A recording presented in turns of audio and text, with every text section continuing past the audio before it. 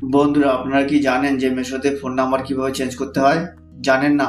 তাহলে ভিডিওটি আপনার জন্য। বন্ধুরা, আজকে আপনার সামনে আপনারা কিভাবে মেশোতে ফোন নাম্বার চেঞ্জ করবেন সেটি বিস্তারিত বলতে চলেছি। তাই বন্ধুরা, আপনারা যদি না জেনে থাকেন যে কোথা থেকে কিভাবে মেশোতে নাম্বার চেঞ্জ করতে হয়, তাহলে ভিডিওটি স্কিপ না করে শেষ পর্যন্ত দেখতে থাকুন। আর আপনারা যদি আমার চ্যানেলে প্রথম হয়ে থাকেন তাহলে এখনই সাবস্ক্রাইব করে বেল আইকনটি ক্লিক করে দিন। তাহলে চলুন শুরু করা যাক।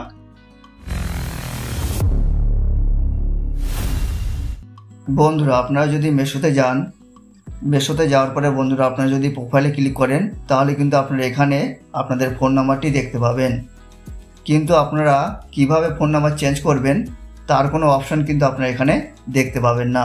তাহলে বন্ধুরা, আপনারা মেশোতে নাম্বার চেঞ্জ করার জন্য আপনারা এখান থেকে যে কোনো আইটেম একটি সিলেক্ট করে নেবেন।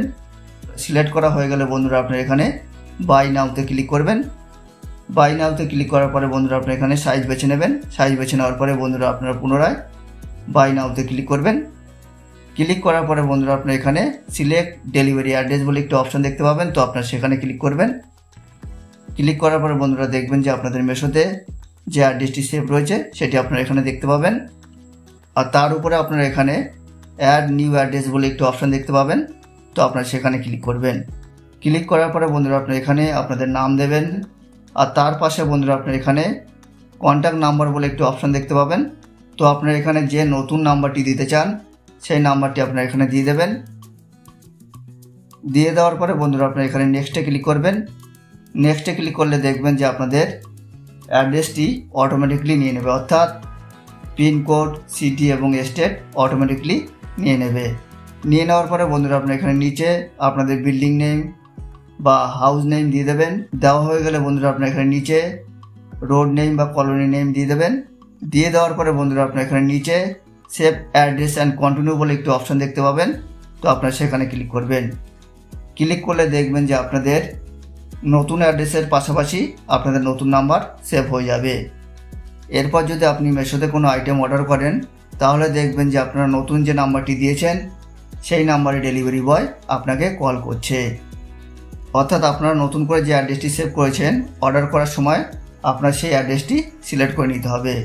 সিলেক্ট করে নেওয়ার পরে বন্ধুরা আপনারা এখানে অর্ডার করতে হবে। অর্ডার করলে দেখবেন যে ডেলিভারি বয় যখন আপনার অর্ডারটি নিয়ে আসবে তখন আপনার নতুন নম্বরে আপনাকে কল করবে।